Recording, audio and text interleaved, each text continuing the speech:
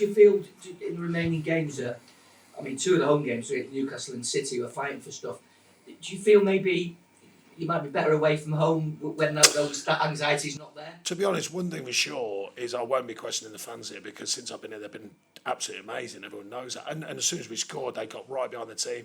But it's a dual thing anyway, fans. You know, I said when I got it, we've got to give them something and they give us something back, or vice versa. They sometimes give you something as a team and the energy. But it's a dual responsibility, you know, and we started a bit edgy. They started a bit edgy. We scored. Well, they scored, we scored, and then they erupted and got right behind it, and then that sort of thing. So, and after their second goal, we didn't give them enough to go on. You know, you've got to give the fans something to go on. So I won't be questioning that. The away form was poor for the last 2 years. There's no point, you know, I can't brush that away. That's the truth.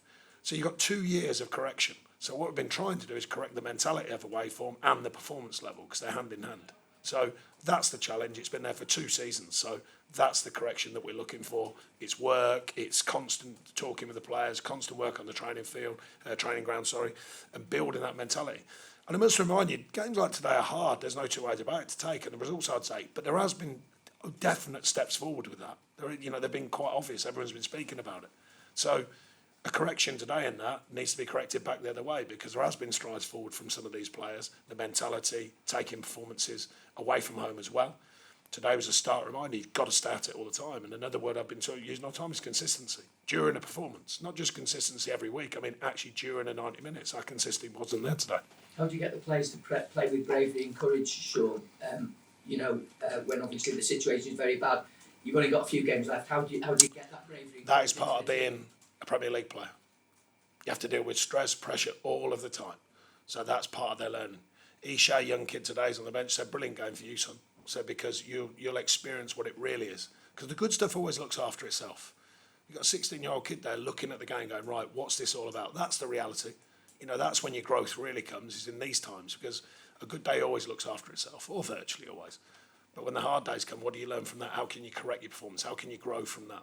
So that's the truth of the market that we're in, and that's the truth of the players there, to grow from this, not to go, oh, you know, woe is us.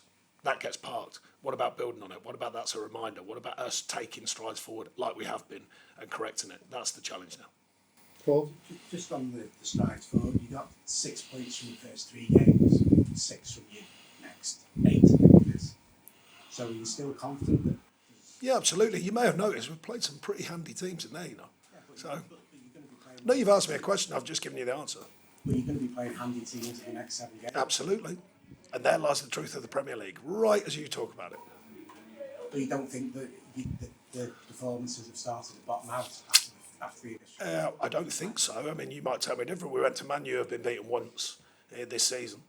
And that's the first time, really, when we've had a proper reality check on performances with a group that has been hit, obviously, with injuries and suspension. So, but that isn't an excuse. That's just a reality. And I like to talk in realities when I can. So what gives you the hope that with the games that you've got left that you'll get The fact that I still believe there's a very good group of players here. Duke will come out of his suspension. The injuries will get fit. Then you look at the group and go, right, let's take it on. It's right there in front of us. Just one last one from Chris. Sean, you mentioned the injuries in the camp. Obviously, James Garner had his first Premier League start today. McPartland, what are your thoughts on how he played and how good? Yeah, I mean, he applied himself well. It's tough walking into the Premier League, especially in a performance like that, but he kept at it, kept trying to do well, kept trying to do the basics. He'll grow and learn as time goes on. Obviously, at the minute, it's got to be a fast-track learning, but there's a few players out there, part of a young players still, you forget that. These are developing players. They're not rounded Premier League bona fide players. They've got to develop and learn about that. And yeah, again, these are tough times for them to learn through, but that's the challenge. Guys, just to reiterate, all the questions from Steve.